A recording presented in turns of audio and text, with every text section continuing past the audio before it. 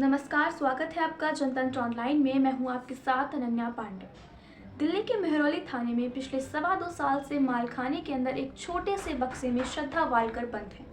मेहरौली थाने से लगभग 4 किलोमीटर दूरी पर मौजूद है साकेत कोर्ट। 1 जून 2023 यानी लगभग पिछले 1.25 साल से इसी कोर्ट में श्रद्धा केस की सुनवाई लंबित है। इस सुनवाई के दौरान ऐसा कई बार हुआ है जब एक छोटे से बक्से में बंद श्रद्धा को मेहरौली थाने के मालखाने से निकालकर कोर्ट में पेश किया गया। श्रद्धा के पिता विकास वालकर को नवंबर 2022 में पता चला था कि उनकी बेटी श्रद्धा अब इस दुनिया में नहीं है। उनकी बेटी श्रद्धा के दोस्त आफ्ताब पूनावाला ने श्रद्धा का कत्ल करने के बाद लाश के टुकड़ों को मेहरौली के जंगलों में किश्तों पे ठिकाने लगा दिया था। लगभग 2.25 साल से विकास वालकर को पता है कि उनकी बेटी श्रद्धा अब इस दुनिया में नहीं है। श्रद्धा के नाम पर कुछ है तो उस छोटे से बक्से में बंद उसकी चंद हड्डियां। मगर इस बदकिस्मत बाप की बदनसीबी देखिए कि श्रद्धा तो छोड़िए, उसकी लाश के बचे टुकड़े तक उन्हें अंतिम संस्कार के लिए नहीं सौंपे गए। बीते 1.25 साल से जब जब विकास वालकर साकेत कोर्ट में हाजिर होते हैं तो बस कभी कभार कोर्ट रूम के अंदर ही उन्हें बक्से में बंद श्रद्धा नजर आ जाती है। न जाने ये कैसा मज है जो कानून के नाम पर एक बेबस बाप के साथ किया जा रहा है, जिस बाप की जवान बेटी को पहले ही उससे छीन लिया गया। उसे कत्ल और कत्ल के तरीके की कहानी सुनकर श्रद्धा को ना जानने वाले भी गमजदा हो जाते हैं। उसी श्रद्धा के अंतिम संस्कार के लिए पिछले 2.25 साल से उनके पिता को इंतजार कराया जा रहा है। ऊपर से सितम देखिए कि मेहरौली थाने के इस मालखाने से 4 किलोमीटर दूर साकेत कोर्ट के रास्ते 1200 किलोमीटर दूर मुंबई तक कब पहुंचेंगी, ये सब बताने वाला भी कोई नहीं है। श्रद्धा केस की सुनवाई करने वाला फास्ट ट्रैक कोर्ट कितना फास्ट है ये इसी से समझ लीजिए कि 1.25 साल हो चुके हैं, लेकिन अब भी ट्रायल कोर्ट तो छोड़िए, गवाहों की गवाहियां तक पूरी नहीं हो पाई हैं। और इस बात की गारंटी नहीं है कि अगर फास्ट ट्रैक कोर्ट का फैसला आ भी जाता है तो भी श्रद्धा के पिता श्रद्धा का अंतिम संस्कार कर पाएंगे या नहीं। जानते हैं क्यों? क्योंकि बहुत मुमकिन है कि फास्ट ट्रैक कोर्ट के फैसले के बाद जब उस फैसले को हाई कोर्ट में चुनौती दी जाएगी तो बहुत मुमकिन है कि हाई कोर्ट भी श्रद्धा की हड्डियों को केस प्रॉपर्टी के तौर पर श्रद्धा के पिता को फैसला आने तक सौंपने से इनकार कर दे। कायदे से हमारे देश का जुडिशियल सिस्टम एक है, फास्ट ट्रैक कोर्ट के काम करने का तरीका भी एक है।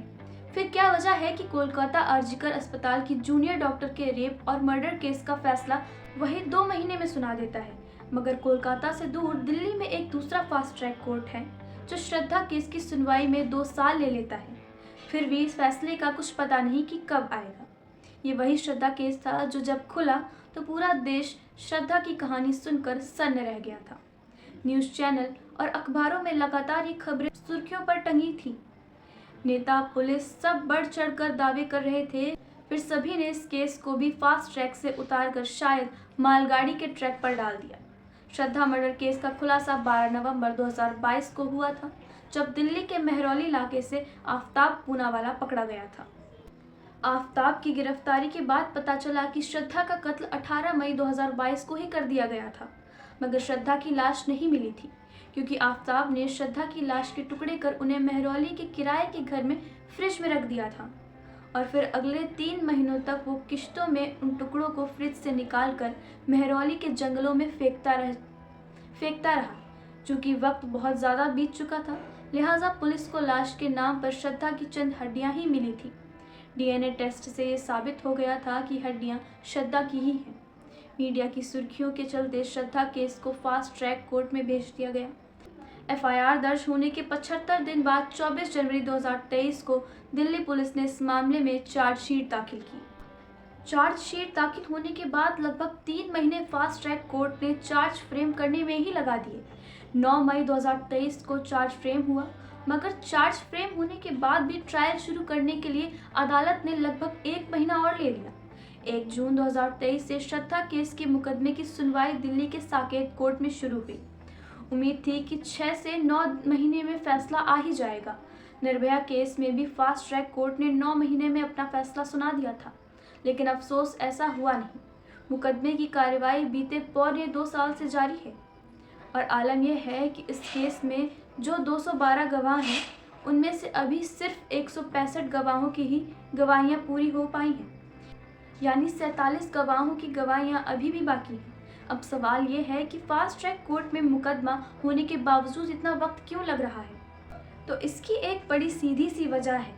श्रद्धा का केस जिस फास्ट ट्रैक कोर्ट में है, उस कोर्ट को कहीं से ये डायरेक्शन ही नहीं मिला है कि इस मुकदमे की सुनवाई डे टू डे होगी या आम केस की तरह।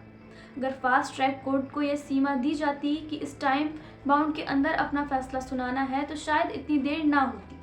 मगर कमाल देखिए कि अब जब इस मुकदमे की कार्रवाई को लगभग 2 साल होने जा रहे हैं, तब फास्ट ट्रैक कोर्ट ने ये फैसला लिया है कि अगले महीने यानी मार्च से वो इस केस की डे टू डे सुनवाई करेगा। यानी जो काम 2 साल पहले होना था, वो अब 2 साल बाद होगा। यानी इस हिसाब से अगर मार्च से भी डे टू डे हायरिंग शुरू होती है, तो भी अगले 2-3 महीने तक फैसला आने की उम्मीद नज़र नहीं आती। कम से कम मई में तो हरगिज़ नहीं, पर कहानी अप्रैल मई में भी खत्म नहीं होगी, क्योंकि फास्ट ट्रैक कोर्ट जो भी फैसला लेगा, उसे कोई ना कोई हाई कोर्ट में चैलेंज करेगा।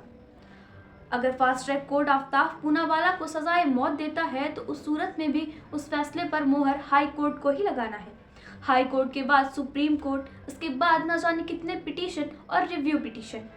जाहिर है श्रद्धा को मर कर भी अभी कई अदालतों के चक्कर काटने हैं, और जब तक ये चक्कर खत्म नहीं हो जाता, तब तक श्रद्धा के पिता और भाई को भी मुंबई से दिल्ली के न जाने कितने चक्कर काटने होंगे।